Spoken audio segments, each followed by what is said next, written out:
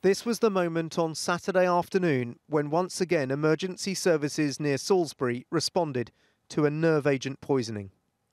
Initially, they thought the patient, Charlie Rowley, had been affected by a batch of contaminated drugs.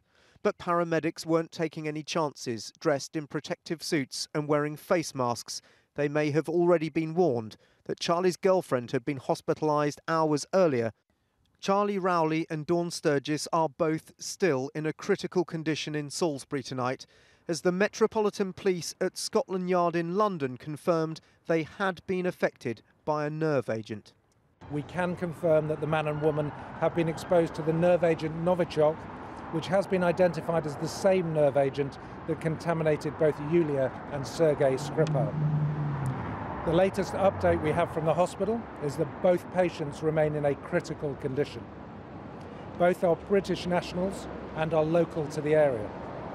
Officers are still working to identify their next of kin. At this stage, and this is important, at this stage, no one else has presented with the same symptoms linked to this incident. My advice for any individual that may have been in any of the areas now cordoned off from 10 p.m. on Friday evening onwards is highly precautionary. As before, my advice is to wash your clothes and wipe down any personal items, shoes and bags with cleansing or baby wipes before disposing of them in the usual way. They'd spent Friday at this park in Salisbury, which has now been sealed off by police. It's close to where Russian agent Sergei Skripal was found with his daughter 4 months ago. Their best friend Sam Hobson called an ambulance when Charlie started to exhibit the same symptoms as Dawn on Saturday.